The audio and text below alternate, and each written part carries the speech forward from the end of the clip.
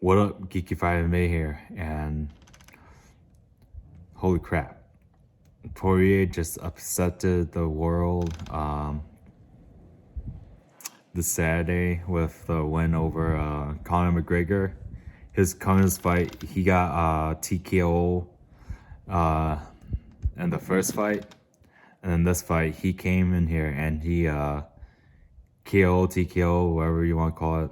He finished Conor. I know Conor was saying he didn't get it's only his leg that was hurt. His head was fine, but like I don't know, he did buckle with those punches too. So Poirier,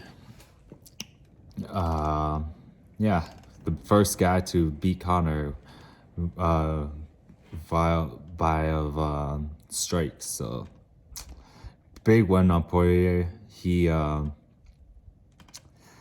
He was coming there and he did not choke. I was hoping he'll win, but I was picking Conor because Poirier tends to have a tendency to choke in big fights. Like he choked against Khabib, even though he had choked and stuff. He choke freeze, whatever we call it. He was the guy who was the closest to beating Khabib. He did the best out of those offensively. He did the best against Khabib compared to Conor and Gaethje. Poirier did the best offensively, and yeah, it would have been nice if Poirier. I'm glad Khabib won because I want Khabib to win, but it would have been nice to see how the fight would have ended if Poirier did not freeze when he had Khabib hurt. And this fight, he did not do that. He was disciplined enough to stick to the game plan, and he just kept mixing everything up. Punches, takedowns, like he's just giving Conor different looks, like similar look, but it's something else. He gave this little, you duck down, and it came with, Conor was expecting a punch and did not expect that takedown, and he got takedown. Then he just started mixing that, and then he started doing that punches, even though some of those missed. Got Conor to react, and then he started doing kicks, which set up his leg kicks. And this showed good discipline, good game planning from Poirier because the guy could kick. Like at this level, everybody could kick, but Poirier kicking was not like part of his main weapons of choice, and he was able to use it as his main weapon against Conor. And Conor in that wide stance, his leg is there to be kicked, and boy, did Poirier capitalize on that. Yeah, this is the first time everybody talks about, oh, his leg is open. Nobody does it against him, and right now, poor Jose Aldo. Poor Jose Aldo.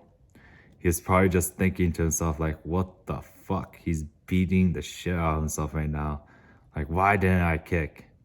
Here, hindsight 2020. I think, I don't know. McGregor will probably still be a Aldo, even if he didn't, if Aldo did the right game plan, but I don't know. He at 145, he looked dead, and I wonder what would happen if he didn't finish Aldo in the first round. Like skill for skill.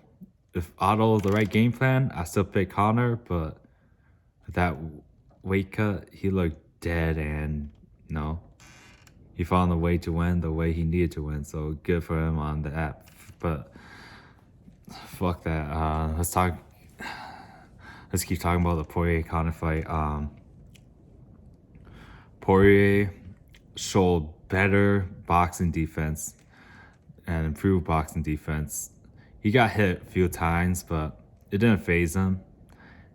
Like Conor, this fight, when they're training the shots and stuff, Connor seemed like the bigger, stronger guy. He was hitting harder, and he was way faster. He seemed like when he's fresh, he seemed way faster than Poirier. And credit to Poirier, he remained calm and he just stuck to the game plan, mix everything up, but land those calf kicks. And yeah,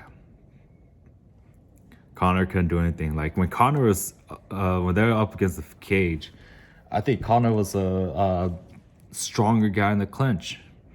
Even when he was pinned up against the cage, Poirier, those knees they were landing, they sounded like very significant. It sounded like they hurt. So like, you know, Connor, the power is there when he's fresh. But yeah, he just kept taking those leg kicks, and then Poirier,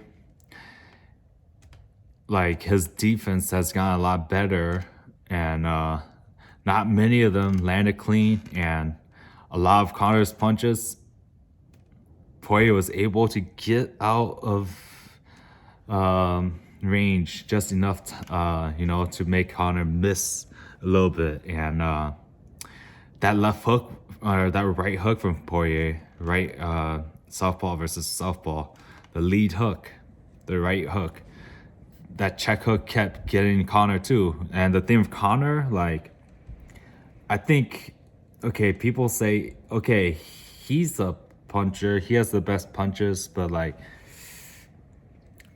as far as like landing, he probably has one of the best in MMA. But the problem with it is that he leans into it so much that when he missed big, and that is why Poirier was able to catch him with that right hook over and over again. Like,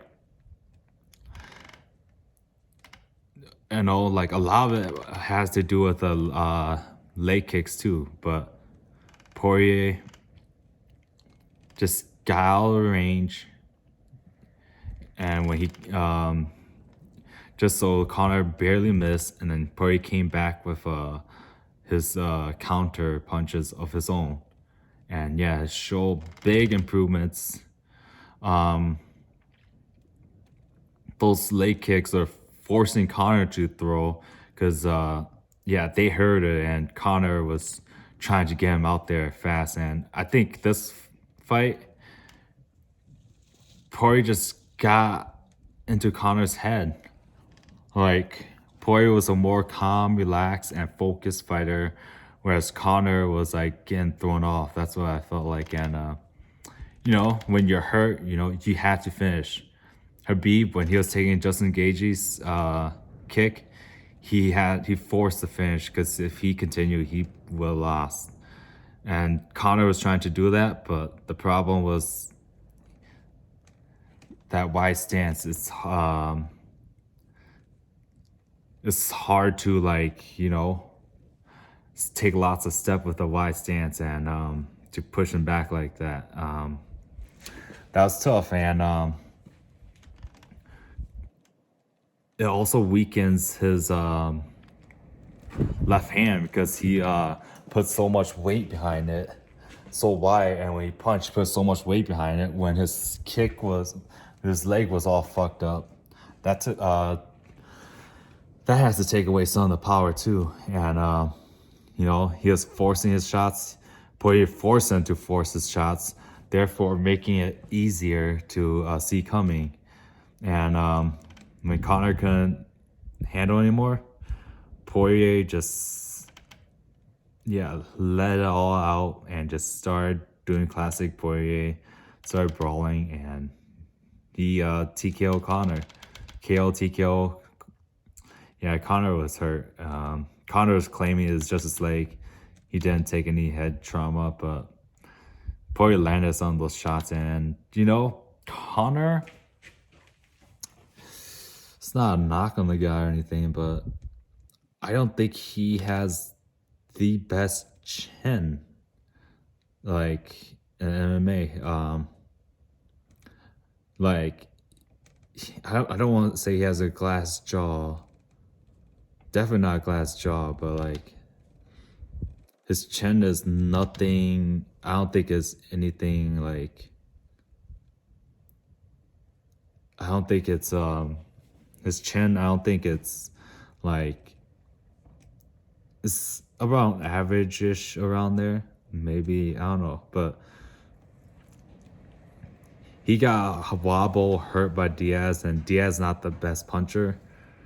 Um, he got dropped by Habib, and Habib's not the best puncher or like the most powerful puncher. So yeah, something to take something to keep an eye out for is his durability, and yeah, he was saying he couldn't move, but yeah, that might be part to his durability. And what's worrisome is like in the speech, he was saying like how he never felt the calf kick like that. Like you're training at the highest level, you're fighting at the highest level in MMA. Shouldn't your training partners be throwing that calf kick? Shouldn't they be learning that? Because that's like the fad right now is the lower calf kick. And that's one of the difference between the first fight and this fight. Poirier was throwing a lot of the thigh kicks, but then he wasn't throwing a lot of the calf kicks in the first fight. But this fight is mostly the calf. Then, so yeah. That was one of the difference. And, a similar strategy, but just low adjustment. And Poirier did not freeze this time. So yeah, like one thing, Conor, I didn't know this, but I heard he went to Portugal? I was not keeping up with the build-up, so I didn't know anything about this. But like, I thought Habib saying he changed team and all that stuff, like he was just fucking joking, trying to hate because Habib and Conor hate each other. But yeah, I didn't know he was not training Ireland for this fight, and I don't know if he brought his training partners. He said he did, but like he went there. I don't know, maybe because they had a lot of boxers there, so he was trying to train against boxers, spar against boxers, and yeah, Poirier just outsmarted him, and he was not prepared for well-rounded Poirier. So yeah, congrats to him. He was not training kicks at all, obviously, because he was expecting Poirier to come on box.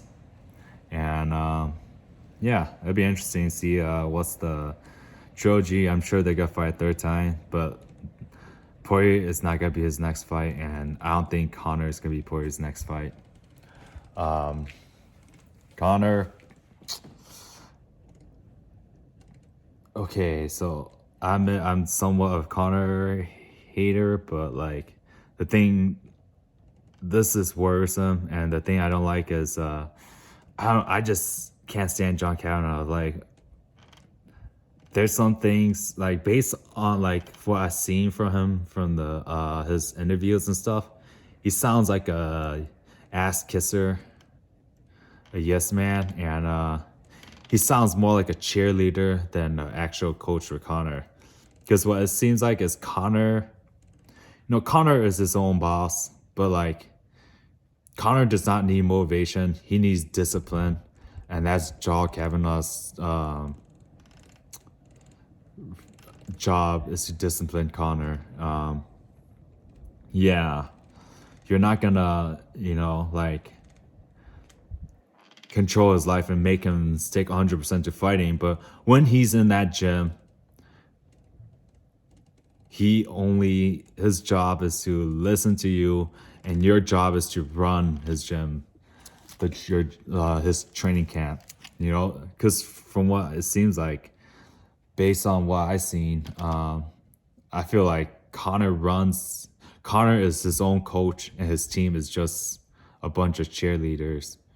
And like on the Joe Rogan podcast after the Habib fight, Kavanaugh basically said, now this is a while ago, but from what I took was from what I understand, Kavanaugh basically says when he invites sparring partner over, he doesn't tell them that Connor's gonna go in there all out and wreck their face off.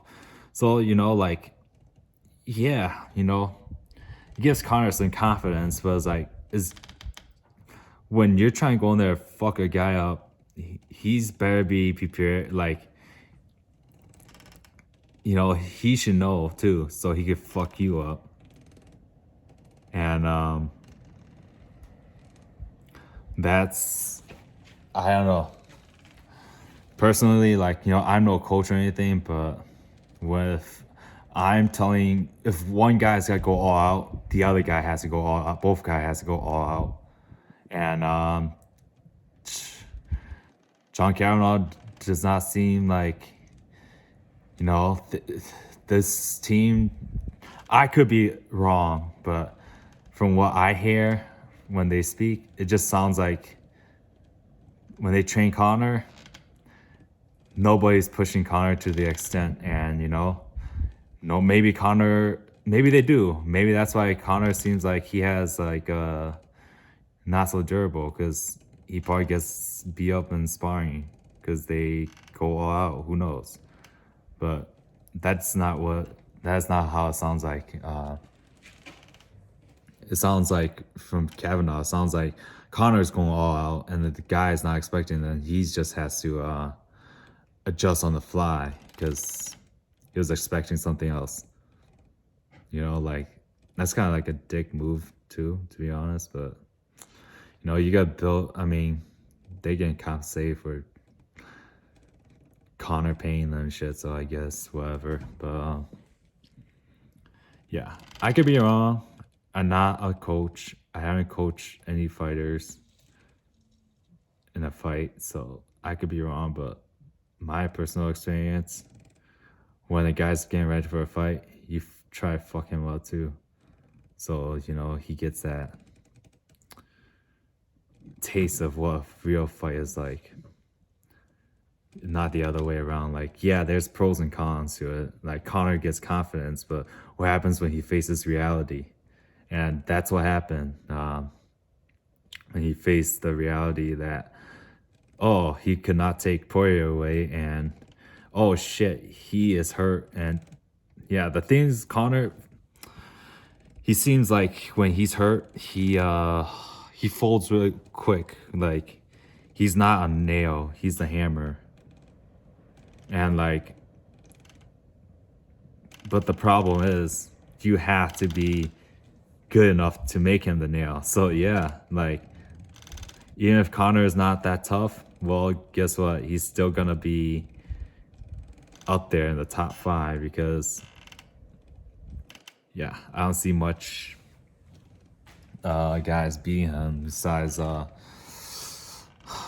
think Gaethje. That's a 50-50. Gaethje is a hit or miss, and if anything, I think he is when it comes to freezing, he's might be worse than Poirier. Like, he's just so fucking tough and savage that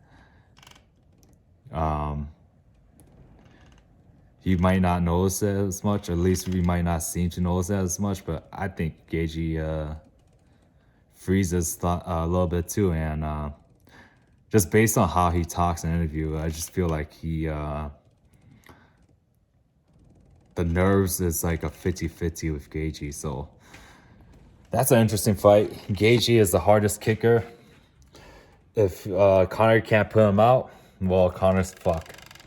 And that fight is 50-50 for me because, I don't know, I might lean a little bit towards Gaethje, but Gaethje is also orthodox, so that'll make the checking a little easier because when he kicks, Conor doesn't have to turn his leg to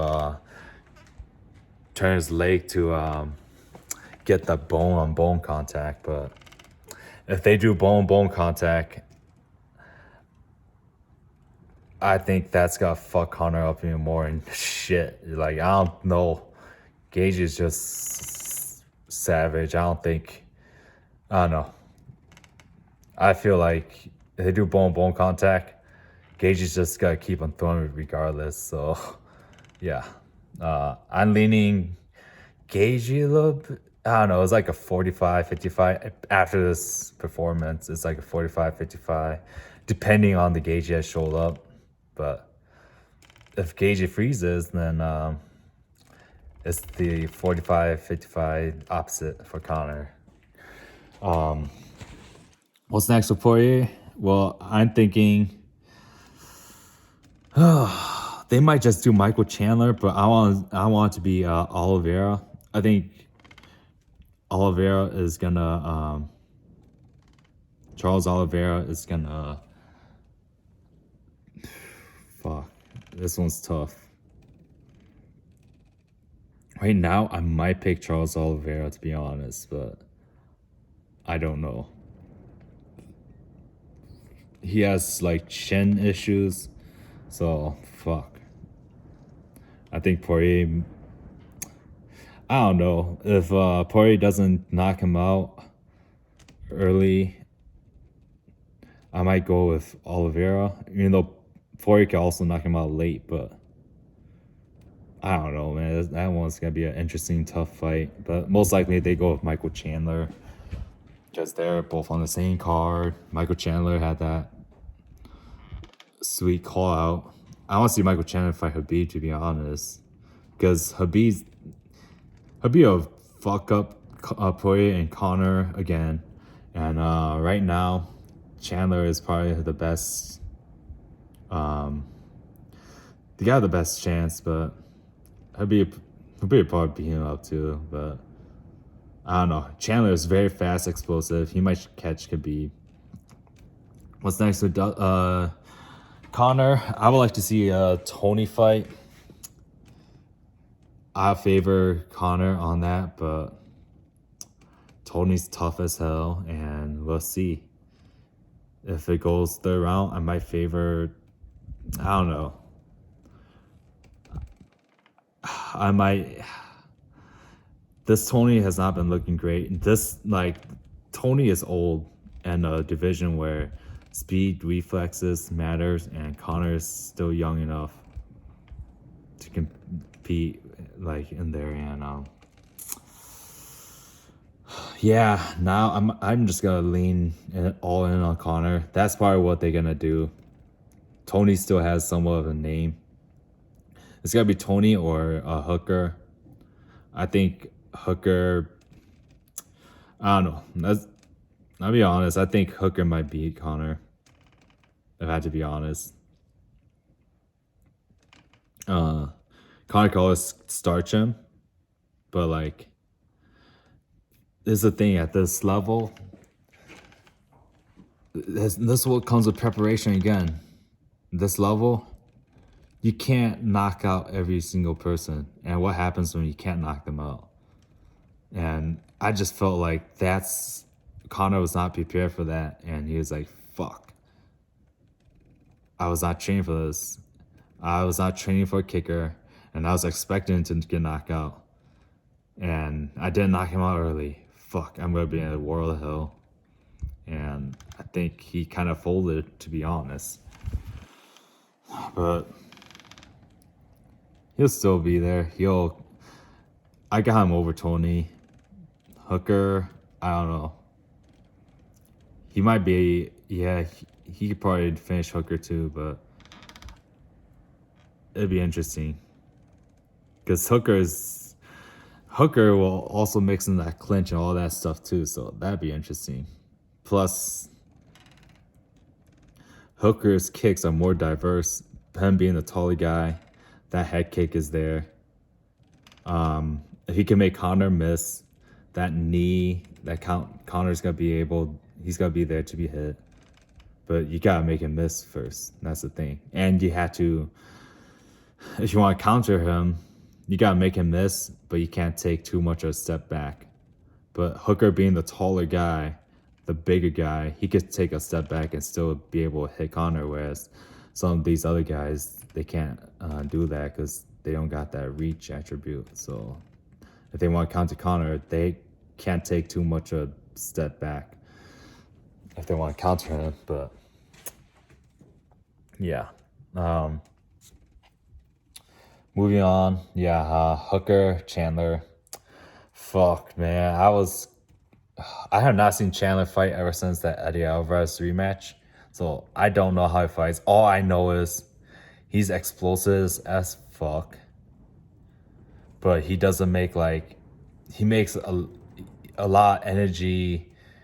He doesn't make a lot of smart moves to save energy. Like, I saw some of the highlights from the Henderson fight, and all that suplex in the row, yeah, it looks cool and fancy, but how many times do you finish a guy with a suplex? Not much. And yeah, Chandler is, man, he's a fucking beast. Like, yeah, I said, like, he's one of the most physical freak, but he kind of forces his shots in with like minimal setups. And you know, he set up that shot of Hooker, but like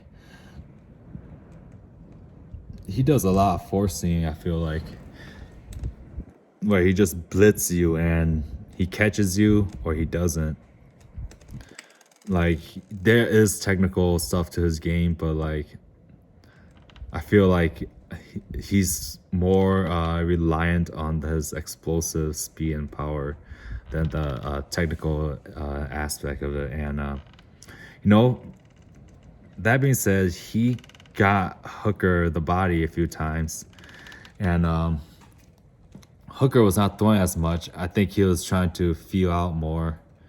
And yeah, the thing too is like being a taller guy against a smaller but faster guy is that sometimes if you try to attack them too soon, too early, you might be when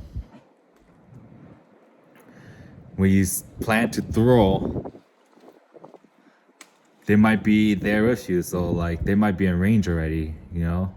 If you miss, they might be able to counter you, or if you know, if you plan throw, they might take a step forward and shit, you know, you're in like range. And that's a risk. But the downside of it is if you don't throw, well, you're not making him, you're not punishing the guy for coming forward. And you know, he'll just keep on coming forward if you're not gonna make him punish him for coming forward. You just gotta take his chances, and sometimes those shots will land, sometimes they won't. And this time it did. And you know, he got Hooker to the body a few times, and then boom, later, you know, it was single shot, and Hooker was not expecting like a combination, and it was like 2-3, and boom, clip Hooker. Hooker was done, man. Like, nobody knocked out Hooker like that before. And holy shit, you know, Chandler packs a lot of power because Hooker took a lot of shots from Poirier. And did they take the same amount of time off? Because I don't think Poirier fought. Yeah, I think Hooker was the last guy Poirier fought, and Poirier was the last guy Hooker fought. So yeah, they basically had the same amount of time off. But man,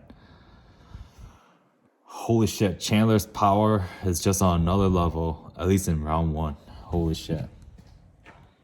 I think if he could tire Chandler out, because he does use up a lot of energy, he forces a lot of stuff, and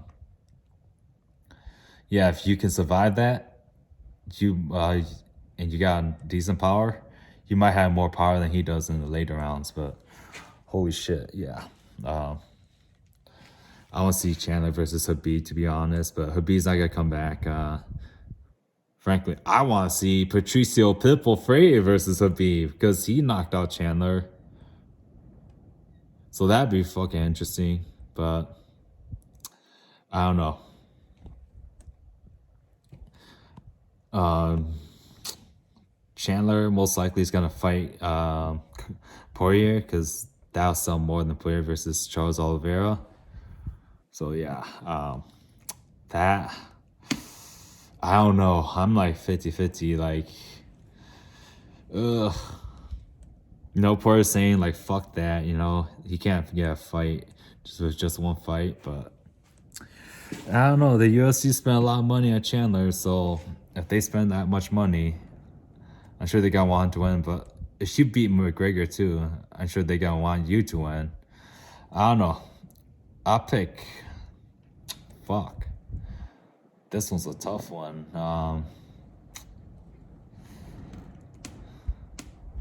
If it's the same Poirier fought Connor in that night when he fights Chandler, I'll give it to Poirier a slight edge, but like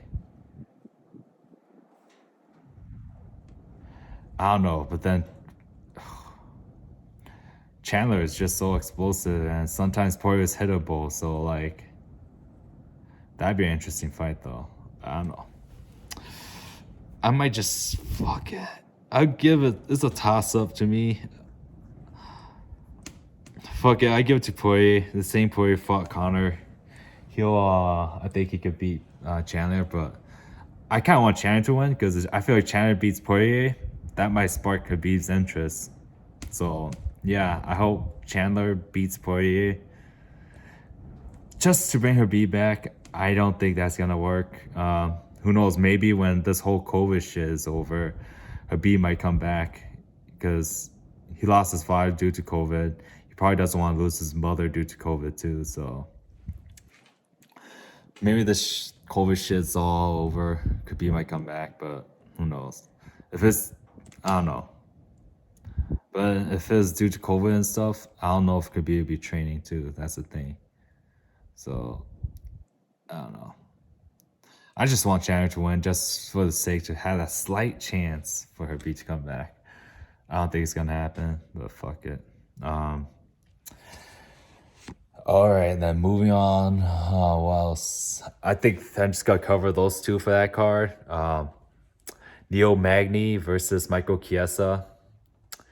Chiesa's a fucking big, strong guy. Like, I do not know how the hell he made 155, man. That guy is fucking huge. Like, I saw the fight with Carlos Condit, with Chiesa and Carlos Condit. Like, he was way bigger than Condit too. I was like, geez, what the fuck? Condit's a big welterweight too. How the hell did Chiesa ever make 155? He's a real big, strong guy. He shows superior grappling against Neil Magny, which is doable, but not easy. And, Neil Magny, he just, I don't know. He's just like, he just cannot break into the top 5. Like, he's well-rounded, but he does not have a strength. And he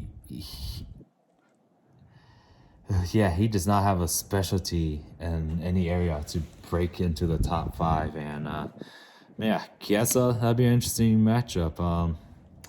Not the most fan-friendly. Not gonna lie, it was not the most fan-friendly. But, I appreciate it. I like to see how he does against Covington. He called Covington. That's going to be a tough matchup. I don't know. I might lean with Chiesa. He's just too fucking big. And I don't know. I like to see how Covington deals with it. Like, I think, Covington might be able to keep it on the feet, but most likely that's going to be a 5-round fight. If it's on the feet, Covington's going to win. I have my money at Covington. Chiesa just, like, Covington's not the cleanest, prettiest puncher, but he could hang in there. Whereas Chiesa, like, he's all about he has to get that to the ground. I don't see anything that like his timing with his strikes does not seem there. Obviously his technique is off, but I don't really look into that. I'd look for the timing, and he just doesn't have that. I don't know. That'd be a close fight. I think Chiesa might edge it because Covington's not gonna finish him, and I think Chiesa will win a split decision. That card, I don't think it had anything else big in there. I think that's the only one I really cared for, to be honest. And then the Holloway versus Kattar. Holy shit, Holloway. I don't know. I kind of have my money on Holloway, but I didn't think he was done. I think he was gonna beat Kattar easily, but not this easily. Like from round one, he just straight up went to work from round one all the way to round 5. And like, how the fuck, like, oh man, like, why didn't they not stop that fight? Herb Dean could have stopped that. I thought it could have been stopped in the 3rd round. The 4th round for sure. And then that 5th round, like, good for Max Brandt. It didn't get stopped for the 4th round, because Max, like, if it got stopped there, he wanted to have that moment of like talking to DC, and I think he just did that because he knew he had full control, and it's the last round. If I get clipped with anything, I will most likely survive, and the round's over anyway. So, good thing for Max that went to the 5th round, because now he has that legendary, iconic moment where he was talking to DC and just dodging all Kevin Kattar's punches, and then boom, throwing, like, I can't remember if it was a jab or a straight to Kattar when he's not even looking at Kattar. So Kattar, I don't know, it's whatever. What's next to Holloway? Whew. Most likely gonna be that belt, 145. Holloway is fucking, yeah, he lost twice, but most people thought he won the 2nd fight. Dana was already trying to push for a trilogy, but now you cannot deny a fucking trilogy if you're Alexander Volkanovski. I don't know, Alexander, he should be able to beat Brian Ortega, but I'm kind of leaning towards Brian Ortega because Volkanovski has a tendency to be hittable at the early rounds. And I think Ortega will be able to wobble him. And then if he doesn't finish him on the feet, he'll just get on the ground and submit him from wobbling the guy. I think Volkanovski's going to get caught. He has a tendency to get caught, but if he survives that, he should be able to beat Ortega. He should be able to beat Ortega, but I don't know. I might go with Ortega. Like, if you're watching this far in the video, the smart bet is not to pick Ortega. Like, if you want to be safe, don't pick Ortega. So yeah, if you lose your money, if you're this far to the video and I pick Ortega, don't blame me, because I think Volkanovski has a better chance of winning. He should be the one winning, but I just feel like he's kind of hittable in the early rounds, and he doesn't have the best chin. Like, Max doesn't have the best power, and Max dropped him twice. Granted, those are like more like flash knockdowns, but I don't know. He just doesn't seem. I feel like he doesn't have the best chin, and Ortega hits harder than Max, and yeah, I just feel like he's gonna catch Volkanovski, and then submit the guy, because Volkanovski's gonna have to come in. But Ortega is kind of a slow starter too, so we'll see. I did not see that Korean zombie fight, but I saw the highlights and he improved a lot. So yeah.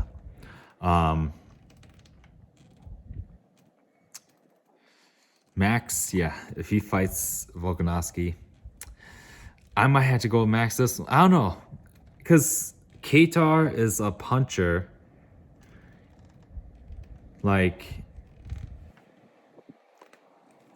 all he's in there is he's ready to counter and he's ready to go to war. But like, I don't see much. Like, he doesn't like use a lot as much feints from. I'm sure he does, but like, it's not like something super noticeable, like a big asset of his weapon. But he does that Paul thing, like boom, boom, like Paul here, Paul there. That's one of his weapons. But like, I don't know. I just think he's more of a puncher, like, than an actual boxer. Like, he'll shuffle his feet here and there, but like, using like feints, footwork, and head movement to set up your attacks. I just don't feel like that's part of his thing. He just waits for you to attack, and boom, he counters you, or he like sets up his attacks with his hands, and he's not a full complete packaged boxer. Like, yeah, he has a good. He's one of the better guys with a conventional high guard, but I won't call him a full out. He's more like of a. He's a high level puncher. Like, that's what I say. He's a high level puncher.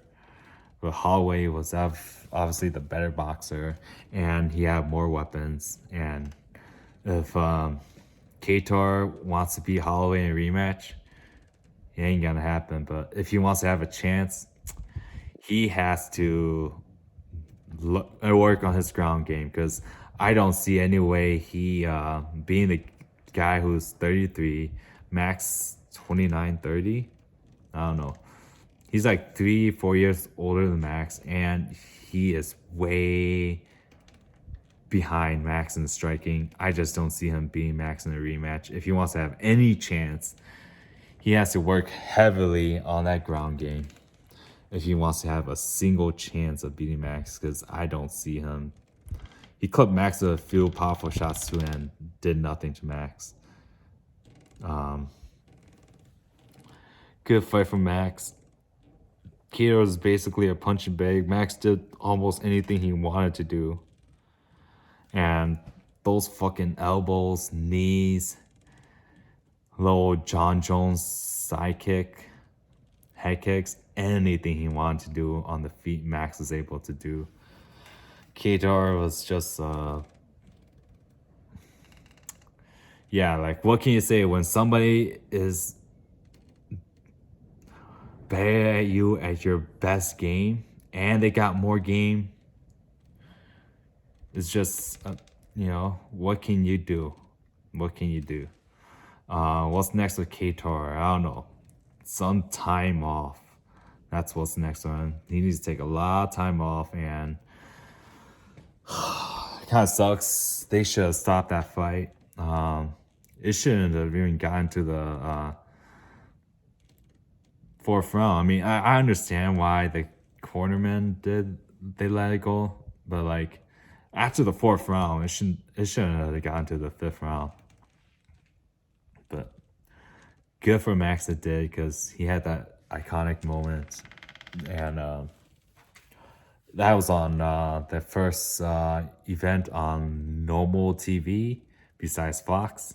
I forgot the channel, but yeah. So that's good for the audience.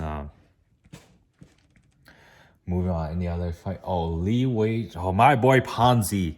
Ponzi was my boy. He was a dark horse. And I was like, oh, he might be the guy to beat Usman, but shit. Ring rust. It's either ring rust or that injury, he's no longer the same with those 2-year layoff with the injury. Those injuries change him. It's one or the other. And Leach clipped him, you know? I mean, every time a Chinese guy wins, that's a win for UFC because they need to keep that brand alive in China. And the UFC, you know, like the Leech is just there to inspire young Chinese men to train. That's what he's just there for, is to have China to say, oh, we got a guy fighting in the UFC. Oh, I want to be that guy one day, and hopefully one of the right talent will come. You know, like right now, Wei Li is doing most of the heavy lifting, but they need a male and the male figure too. And the Leech, that's just him right now. Song Yudong has the talent, the physical abilities, but I think he needs to lead Team Alpha if he wants to do that. So yeah, the Leech. What's next for the Leech? I don't know. I thought he was gonna beat Magny, cause like he kept surprising me. Like I just thought the Leech was gonna lose, and then it's like, oh, okay, I think he might beat Neil Magny. Nope.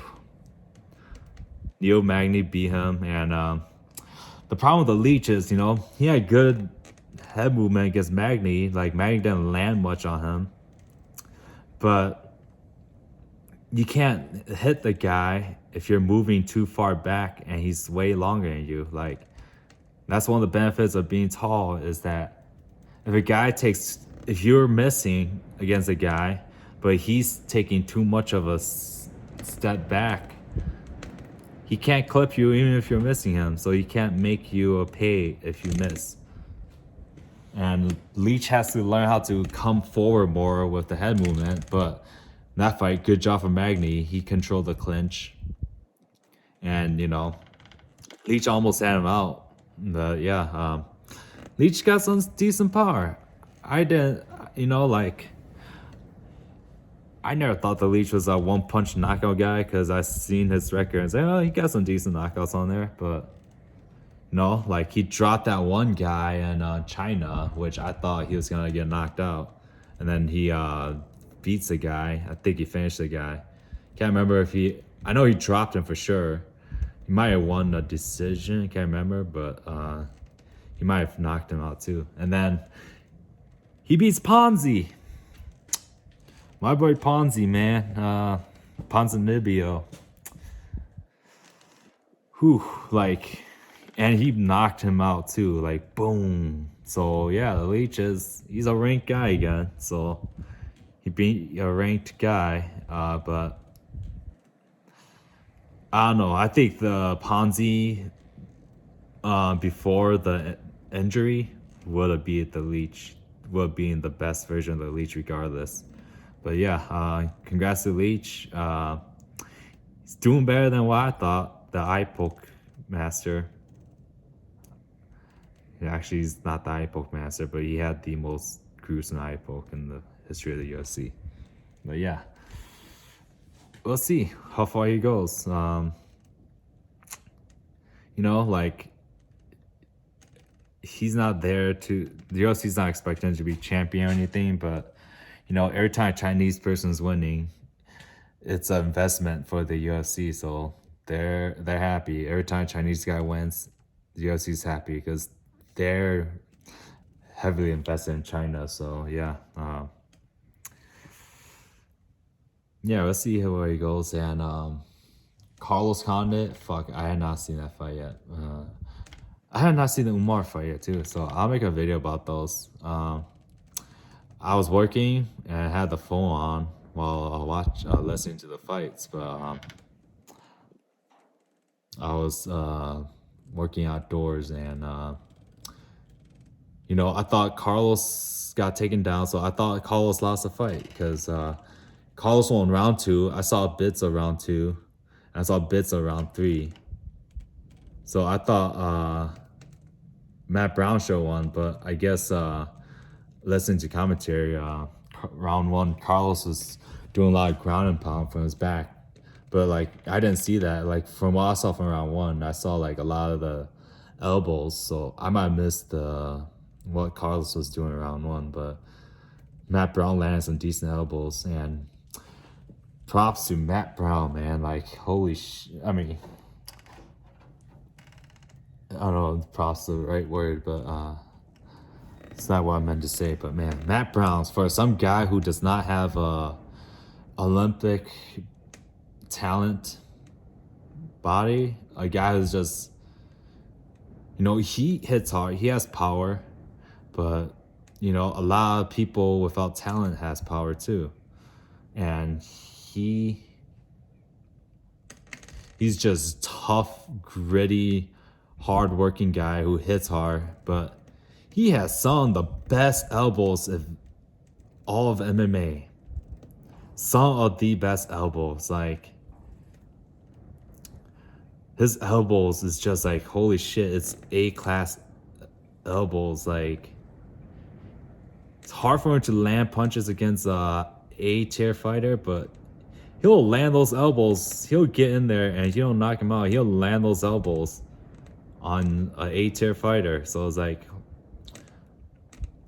he has some of the best elbows in all of MMA, man. Like the way he covers that distance too, it's like, geez, that's just, like if you want to learn elbows, watch Matt Brown. Like he's not the most gifted guy, but man, those elbows. Whew. And Condit, man, like, okay, so the two best guys with the best chin in all MMA, I'm gonna say right now, is Holloway and Carlos Condit. Carlos Condit, man, he has the most awkward position. He's like a Dominic Cruz in a way, but his footwork is not like the defining feature of him. What makes him great? He's very hittable, but he moves awkward. He moves awkward, kind of like Cruz, but similar in a way. But his defensive slickness is not there, and he's kind of hittable. And that guy, I think he only been wobbled once, and that was like against an up kick from Neil Magny. And that Carlos Condit has already been through so many wars, like. But yeah, like, and he's in his prime. Even to this day, he still has one of the best chins of all of MMA. But when he was in his prime, he'd be in all these awkward positions where like you hit a guy clean in that awkward position, like 90% of those guys are gonna get stumble or get knocked out. Nothing faced Carlos Condit. And he took a clean punch in one of his awkward position where an average fighter who was in that position, his durability would have been dropped dramatically because he's not in a proper balanced stance to take punishment. Carlos took a clean punch from Woodley. Snap his head back a little bit. Boom. I was like, well, whatever. That guy has... It's between him and Max Holloway. But yeah, those two had the best chins in all of MMA. Yeah, so this video's been going on for a while.